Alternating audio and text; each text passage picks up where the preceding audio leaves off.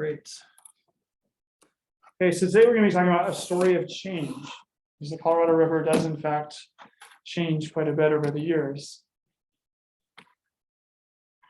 And on Tuesday, we talked about how the river is a conduit for water, right? Water moves to the river, water comes out of the river, water comes up, it goes back down over the season. But not only does it transport water, it's transporting sediment, debris. What does debris mean to you?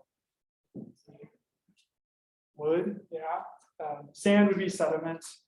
Yeah, rock, anything that's like rock oriented, we'll call sediment, even up to boulders and stuff like that. So wood is a really important thing we think about in terms of debris. Debris is kind of a pejorative word, right? It's like a bad thing. We want to put the debris in the trash or the dump.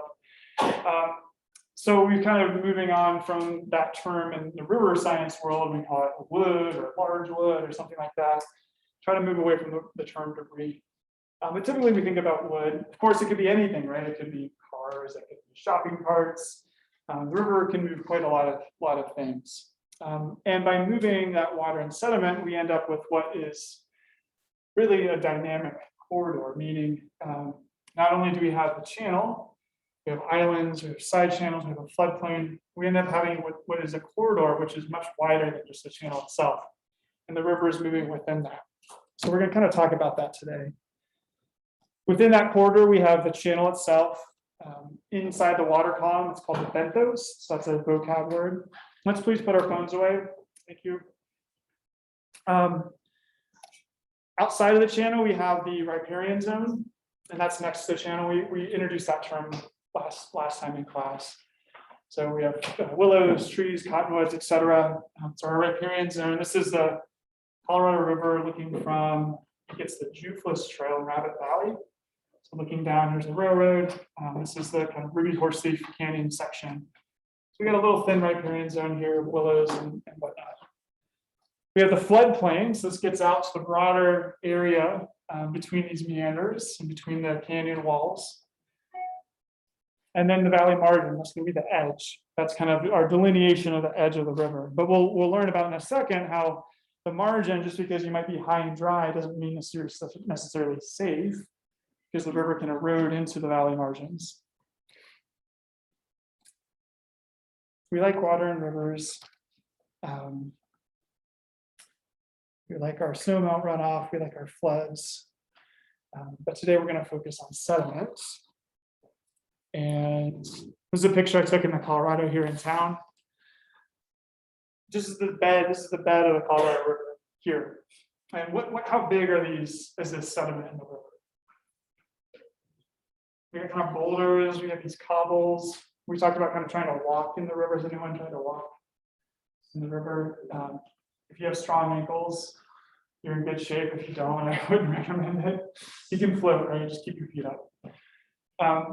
Yeah, these are pretty big pieces of sediment. But if you pick those boulders up right underneath, you find a lot of smaller materials like gravel and even sand. Next time you find yourself at a river that has kind of rock in the bed like this, pick some of those bigger pieces up and look underneath.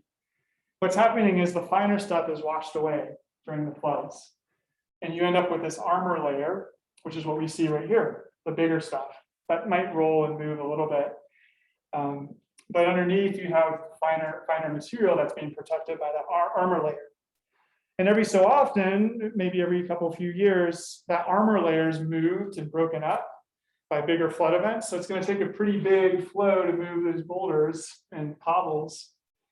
And once those move, it exposes that finer stuff. And then we get kind of this mixing and transport of all that material together.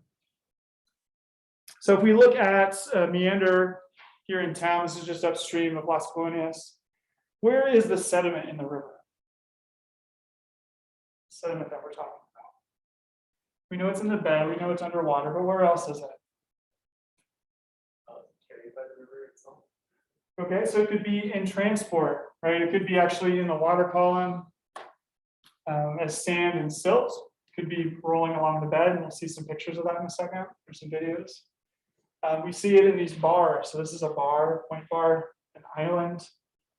It's also in the banks. And if you've been on the river, you'll see some very similar material that's on the bed actually in the banks. What's going on there? If you're walking along a bank and you see this layer of like cobbles, rounded cobbles that have been buried, where do those come from? What do you think?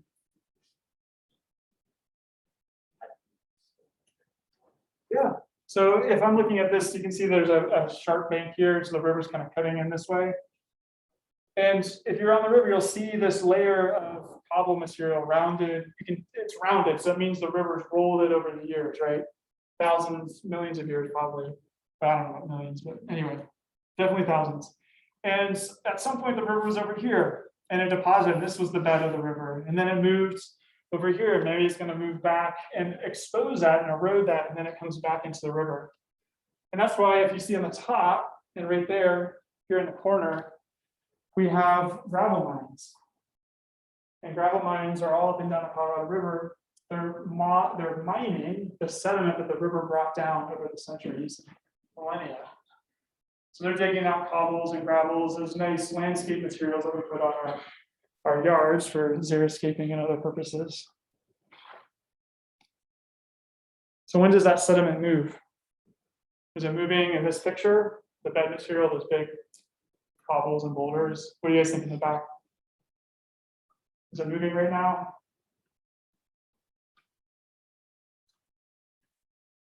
The big stuff probably isn't. And if you go out there right now, you can see that, those riffles are out there, all the big cobbles and sediment, they're not moving right now because the flow is down. We need higher flows.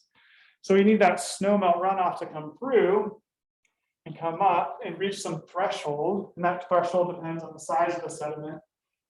And once that threshold is reached, then we start to get rolling rocks and stuff starts to move. We break up that armor layer and we get movement of sediment.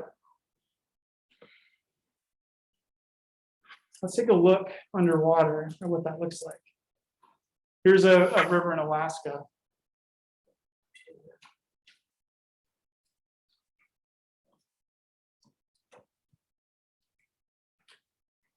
Five inches of water. Got a GoPro. Hoping it's waterproof.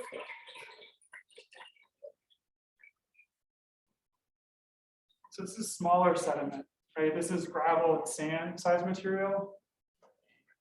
It doesn't take much to move that. And it's just rolling along, right? It's kind of jumping and rolling. The bigger stuff, maybe it'll roll a little bit, then it'll stop.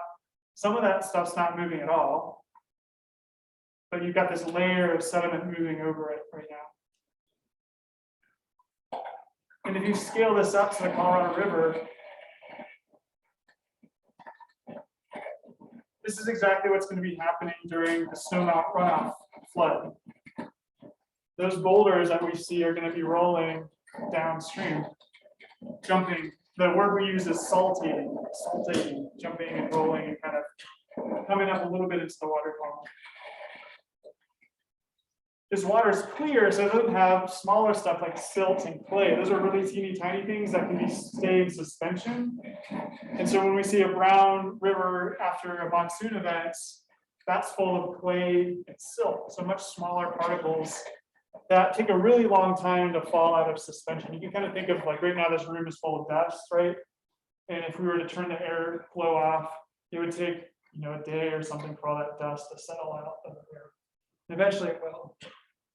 It's the same for stuff in water.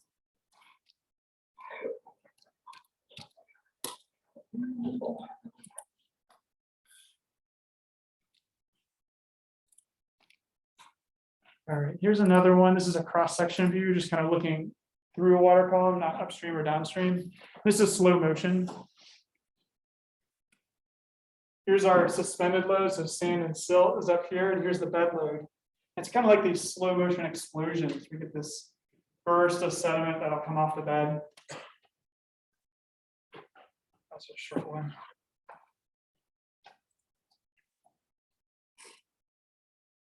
So let's look at sediment movement in rivers. And now we're going to zoom out and kind of think about sediment moving through a river system. And here is just a cartoon of a river in kind of a canyon section, so it's confined. in a river in a floodplain section. So you could think of this as like the back canyon and here as the Grand Valley. And there's a lot of ways sediment comes into a river. It can come from debris flows. We saw a lot of pictures of that in the news from this summer. Debris flows in Glenwood Canyon coming in.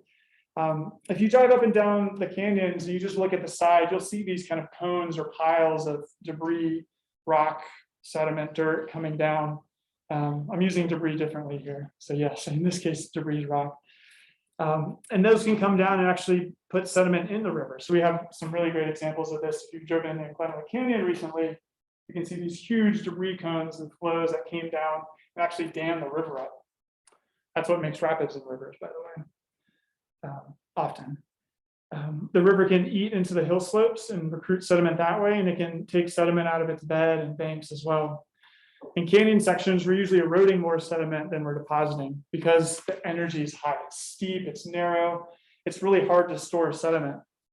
As we move downstream, we get meanders, we get those islands, those bars that we saw, so sediment can deposit out on the floodplain. We talked about on Tuesday how when floods come up and fill the side channels in floodplain where the little fish like to go and hang out, and the slow, warm, nutrient-rich water, that's where sediment can drop out as well. So we can get deposition on the floodplain. But of course, we can erode sediment by eroding that outside of bends and that sort of thing. Back to the Colorado River here in town. Let's look at how moving sediment in rivers results in migration of rivers. And migration just means we're moving, right? We're moving these meanders downstream, kind of shifting downstream as we erode the banks and deposit sediment. And we're also moving across the valley this way too. And what happens during our snowmelt events when we actually move that big material, those cobbles and boulders, is we erode from an outside of a bank like up there. And that sediment's going to roll down through this section, and maybe it'll end up in a bar right here. Maybe that happens in a year. It goes from there to there. So it's kind of like hop skipping. And then it hangs out here for a while until the next flood, and maybe it'll be transported to the next bar. Here we erode this bank, get some cobbles out of that bank, and then it's deposited and makes its way down here. So we get these kind of shifting sources of sediment that kind of hop their way down. And the reason we know this works or this happens is because people actually track sediment. They'll drill little holes in a rock, they'll put a radio transponder in it, or maybe they'll paint it in a way that's obvious. They'll put it in on that bar and then wait for a flood to happen, come back, and they'll scan and find it. Really labor intensive, but you end up finding out how far these cobbles and these rocks move. And so we're recruiting sediments, we're moving this way, right? We're eroding these banks and then depositing it downstream. So this is 1937. This is an image that was scanned and mapped from the city. And here is, I think, 2018 or 2020. It's the same river. And we can see how this meander right here has migrated in this direction. And this meander is kind of cut in this way a little bit too. It's kind of gotten a little more sinuous, right? Over time. What's happening if we zoom in a little bit more into that meander? So flow's going this way. There's a three-dimensional thing that's happening here. And so as we get into that curve, the flow kind of splits and turns into a spiral or a helix, so helical flow. What's another helical thing we learned about in biology? DNA. So this is a flow path that kind of mirrors DNA. And it's going to be eroding where it hits the bank up there. It's eroding sediment, it's kind of scooping out underneath, coming up this way, and this is where a point bar forms, so the sediment gets deposited out here, erodes over here, deposits here, and kind of makes its way down. So you have these things happening. You have this flow, you've got the sediment moving, it's moving within a meander bend, it's moving down from one meander bend to the next. Let's look at this. This is a flume. So they put some sediment, some sand and gravel, basically on a table and tilted the table. and then they put some water in it and kind of recirculate it over time to see how meanders evolve in rivers. Notice that it started out as a straight line, and those meanders started to evolve on their own.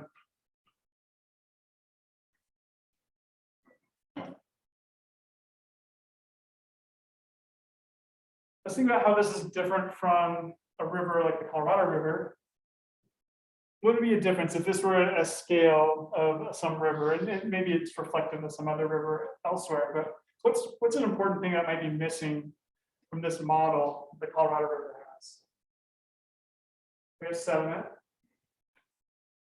There's no vegetation. Great, no vegetation. Why would vegetation be important?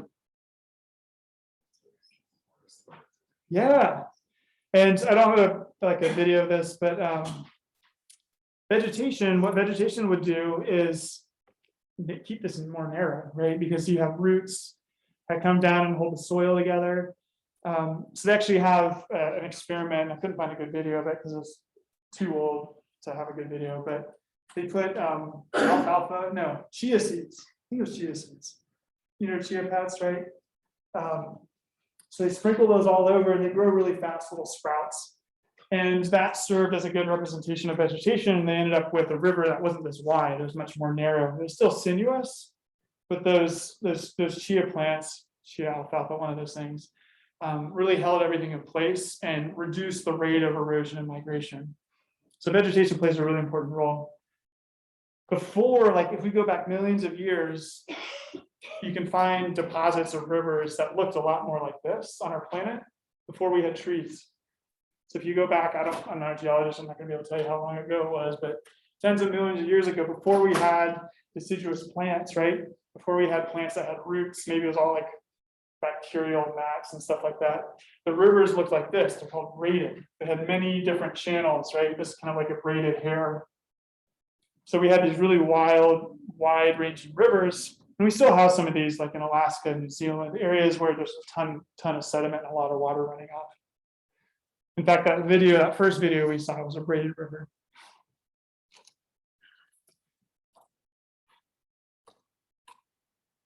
All right, here's a little cartoon that kind of gets into this process a little bit more in depth.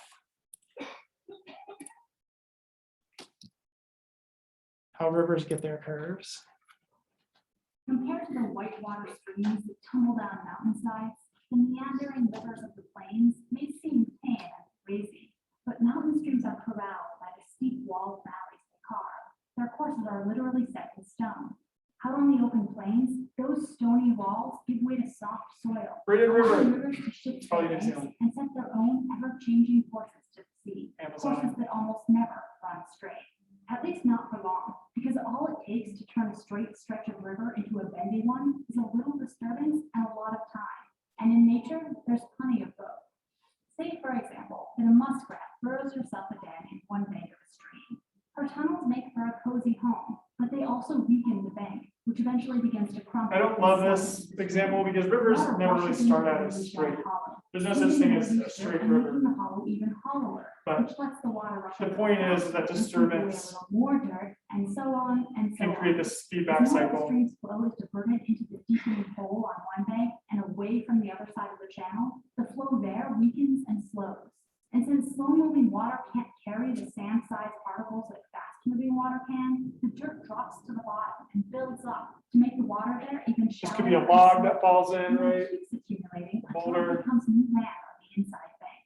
Meanwhile, the fast-moving water near the outside bank sweeps out of the curve with enough momentum to carry it across the channel and slam it into the other side, where it starts to carve another curve, and then another, and then another, and then another.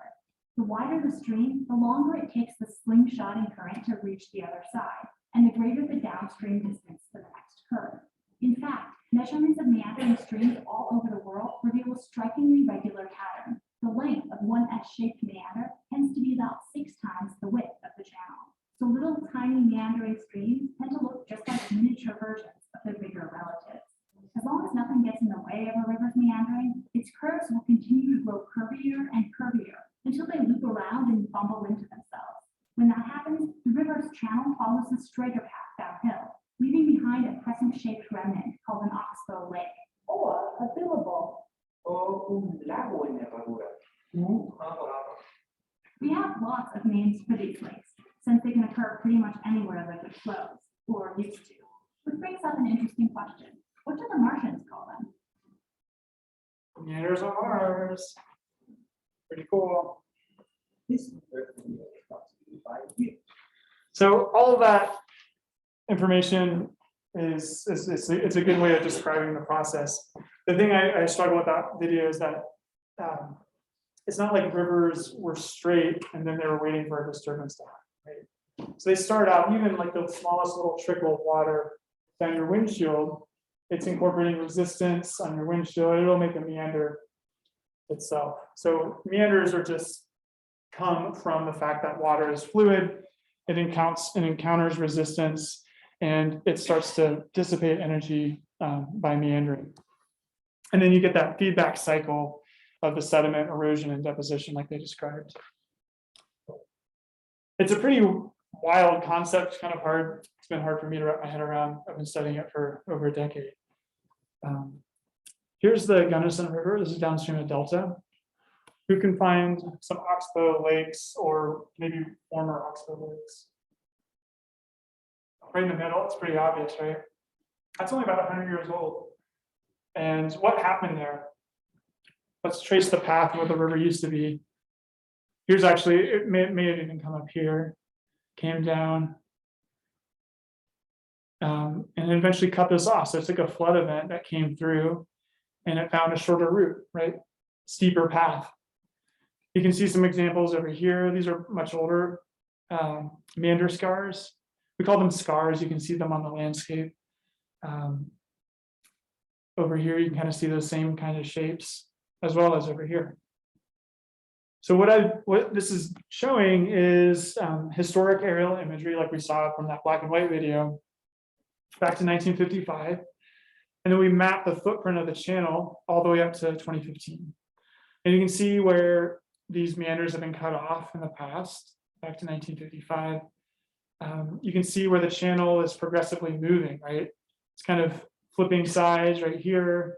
It's cutting off a path right here. Here it's progressively eroding its bank and moving downstream.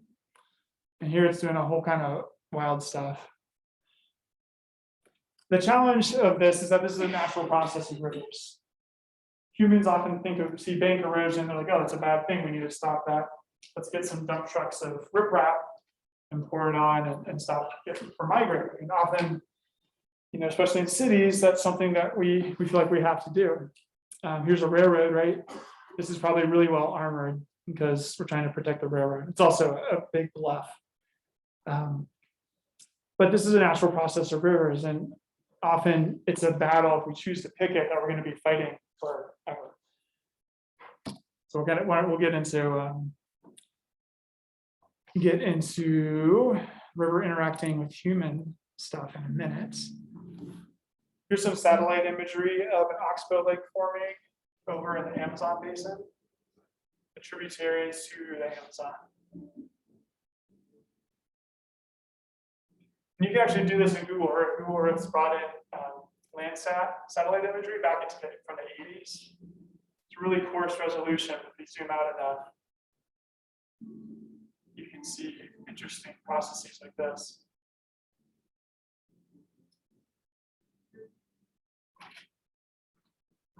So we have a really nice meander. And it's getting close. And then it does it, it cuts through and forms a shorter path. And if it keeps going, I bet you it'll cut that off eventually, right up there. You can actually see meander cutoffs in the Grand Canyon, where the river was on top of the sandstone, it was migrating, it had a cutoff, or no, maybe the Colorado Plateau is lifting up. There's a big uplift event over millions of years, and the river's cutting down. And these, all these meanders get incised into that sandstone, even the cutoffs, if the cutoff happens after it's incised down. Don't have a picture of that, but. All right, so let's think about this. How does the natural mobility of rivers affect the complexity of habitat in a river? Why does complexity matter? Let's take a minute to talk to your neighbor about mobility, dynamism, and complexity. What do we mean by complexity?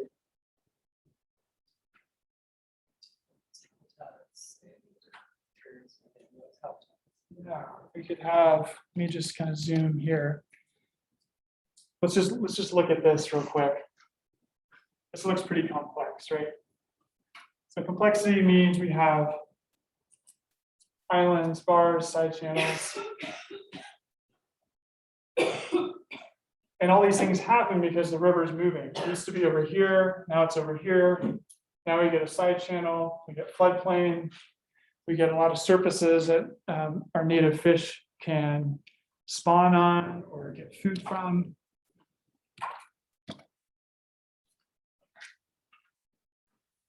What complications can the natural mobility of rivers cause for development along those rivers?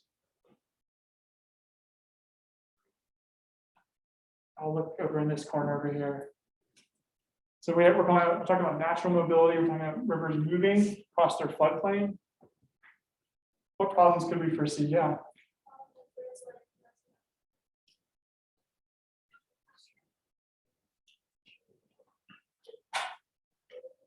Yeah.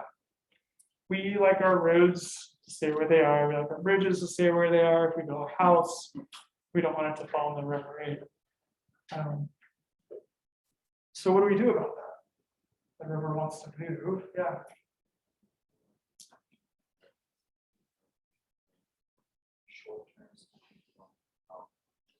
What is it? What would you think a short-term solution would be? Oh, levee. I see what you're saying. Yeah.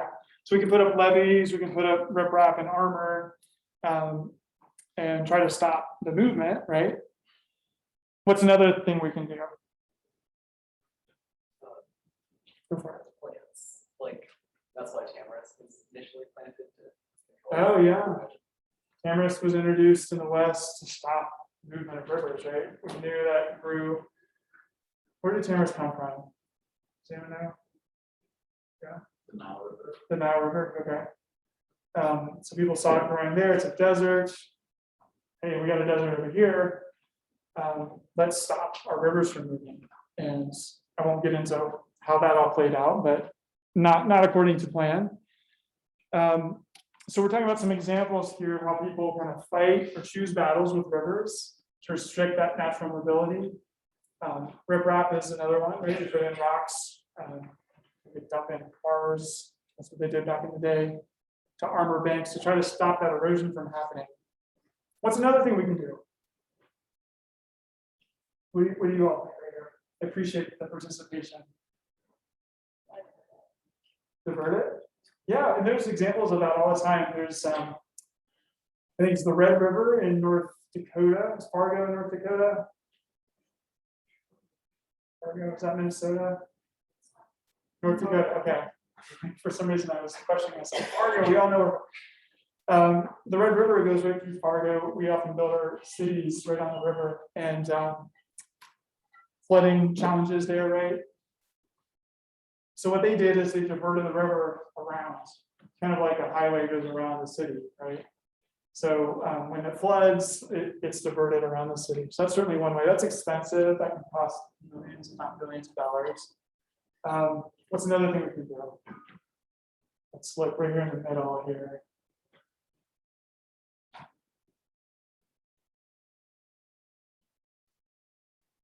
Well, we could try to avoid that in the first place. If we can map the corridor that we expect the rivers to inhabit, can we try to not develop within that? That's another option, but of course, we're talking about private property rights. We're talking about a whole lot of complications. We have gravel mines, certainly bridges. We need to be able to cross the river. So there's a lot of options out there. for it, and there's no one right answer. Back to the river corridor. Here's just a cartoon of what, take development out of the picture. What types of things might be in the river corridor? I remember we have the benthos in the water. We have the riparian zone next to the river, the whole floodplain, and the valley margins. And all these little features are the complexity that we're talking about that come from rivers moving. Scrolls might be wetlands. These are depressions where the former channel bed was. Wetlands are really important habitat. Oxbow lakes are nice for our ducks and migratory waterfowl, backwater swamps, that sort of thing. And all of those exist within this corridor outside of the channel, not just the channel itself. So of course, the corridor is habitat, not just to the fish that we learned about, but to ospreys. Anyone see bald eagles or osprey down the river? Ton of bald eagles, ton of osprey. They build their nests. Sometimes we'll build these things on telephone poles, or maybe they'll just find a power line and build their nests. I was going out to Connected Lakes, which is behind Safeway on South Broadway, across the river towards the Redlands. And this poor osprey there's just a little power line pole with like a cross like this, and there's picking up sticks, trying to build its nest, and the sticks just kept falling down. And I was really sad for it because I hope it can find a tree or something to put its nest in. I think it eventually gave up the cause there. But these predatory birds, like they eat fish. Hopefully that's not a chub and a smallmouth bass. And they have habitat. They live and thrive in the river corridor. So all of this is kind of getting to, we have a lot of things happening within the corridor of the river. We also have hazards. What kind of hazards? We've been talking about river movement, right? What kind of hazards could happen from rivers moving? Yeah. Houses flooding, right? Got the floodplain manager's daughter here from the state. And yeah, we could have houses flooding. Right now, what we're looking at is the floodplain map for the city. It's currently under update. And it's showing where if we were to have an extreme flood event, this is the flood event that has a 1% chance of occurring in a given year. Sometimes we call it the 100-year flood, but that's kind of a misnomer because every year you have a 1% chance of it happening. It doesn't just happen once every 100 years. So here's Grand Junction, Gunnison River coming in right here. And here's that floodplain superimposed on it. So we can get wet in the river corridor. If we build stuff, for example, Riverside community, we can flood our communities if we're not cognizant of that. We also have these hazards associated with movement, right? So erosion, widening. This is a bike trail that was washed into one of the Front Range rivers in the 2013 flood. So how can we humans be good neighbors with our river corridor? There's so much going on in that river corridor. So the big question now is what can we do to be good neighbors to work with it and not against it? So I'm going to propose some things we can do. We can acknowledge that the river is dynamic, moves. We can plan for that change. So here's an image of a bike path just downstream of Broadway near Las Colonias. And what we see here is the bike path. So here it is, the one riverfront trail. And we're on the outside of meander bends. And we just learned that outsides of meander bends are road. And unfortunately that happened. So this was from the 2019 runoff event. And the bike path was closed for about a year because you have the river, the bike path, and then this storage development that just was built in the last couple of years, right up next to the river. It's their private property, right? And so they have currently, the ability to build right up to the edge. But is that something we should be doing everywhere? This is an urbanized kind of industrial corridor, so maybe this is where we do want to pick a battle. So the city did go back and repair this. There's also a buried gas line underneath here that's important to protect. So we have this infrastructure. We are now committed to this kind of maintenance relationship with the river that's going to be going back and maybe in another decade or two having to repair this. So that's my son. He is the metaphorical urban stream. This is what we want to do with them. We want to sit on them and keep them contained by putting riprap on them. And riprap is expensive. You have to maintain it. It doesn't always stay, especially when it floods. And our public works departments, like the city or county departments, they kind of want rivers to not really move around for us. So we want to box them in. But rivers are indefatigable. They never stop, like a 4-year-old. And eventually they're going to win. So my little message out there is choose your battles. Don't turn everything into a power struggle. So there are some planning tools we have. The Fluvial hazard zone is a new kind of way to think about floodplains. That map I showed you of the 100-year floodplain, 1% annual chance floodplain. It's based on thinking, assuming that the river doesn't move. Does a river move? Do we expect it to move during a really intense, really infrequent flood event? Raise your hand if you think the river is going to move. All right. Yeah, probably not everywhere, right? If you're in a canyon, maybe it's not going to move so much, but in a lot of areas it will move. So this program, and I got to help develop this over the last 5+ years, is a way to map where we expect the river to move over time, not just during one big flood event, but over the decades, as it, we saw in the Gunnison River as it's kind of moving a little bit over time. And so what this map does is map the area that the stream has occupied in recent history, may occupy or physically influence as it stores and transports water, sediment, and debris. And that sentence right there encompasses everything we've talked about until now. Water comes up, sediment moves. Sometimes it's deposited in a point bar, sometimes it's eroded from the bank.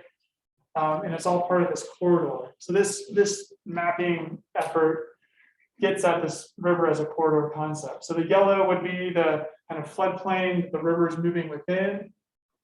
It would also incorporate outside of the river channel where it might migrate into. And then this red zone is where the hill slopes could erode. So there's a lot of examples from the 2013 flood where maybe you were in Estes Park or the Big Thompson Canyon or something like that, and your home was 30 feet off the river, way up tucked in the hillside. When that flood event came, it eroded the banks and the hillside margins, and houses fell in. So this acknowledges the fact that even if you think you're high and dry, a flood could still affect you.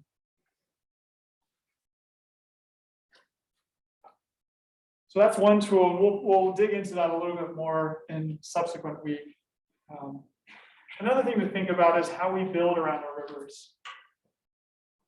Here's a cartoon about kind of like the status quo. We have a lot of things going on. We have roads, riprap, pipelines going across, cows going up, trampling the banks. There's a diversion dam that might block fish passage. We have bridges that come up and kind of constrain where the river is. We'll channelize rivers through cities.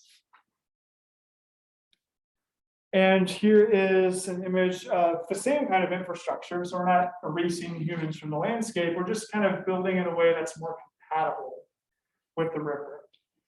And that could be a number of things. We could bury that pipeline really deep so that it's not going to be eroded and broken by a flood event.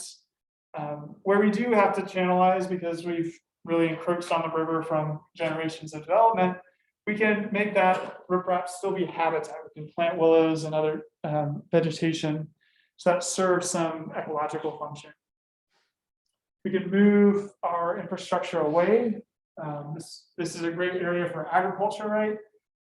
Really good fertile soil, and move our infrastructure out of the migration zone or flood zone. We can update our infrastructure like our bridges and move them back so that we allow more room for the river, and this also makes for a safer bridge that can last longer. There's a whole host. This is just a small sample of things that we can do to have an existence in river corridors that are more compatible for us and for the river. So to summarize, what I'm calling urban stream resiliency or compatible development with rivers, we need to first plan for change and acknowledge that rivers are dynamic. Identify hazards through floodplain mapping and fluvial hazard zone mapping. We do risk analysis to figure out, okay, if we're going to build this fire station or this bridge or this development, what is the risk long term to that? And is it worth investing in? And ultimately, we can have infrastructure then that takes all this stuff into account and can be more compatible with the river. All right, thanks for going on that journey with me. I want to get back to some discussion.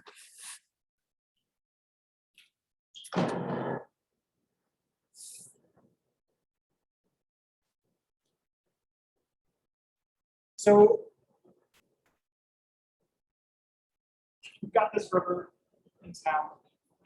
We love this river, right? That's the whole point of this one. Is we're here to talk about. Just go ahead and shut this Zoom thing off real quick.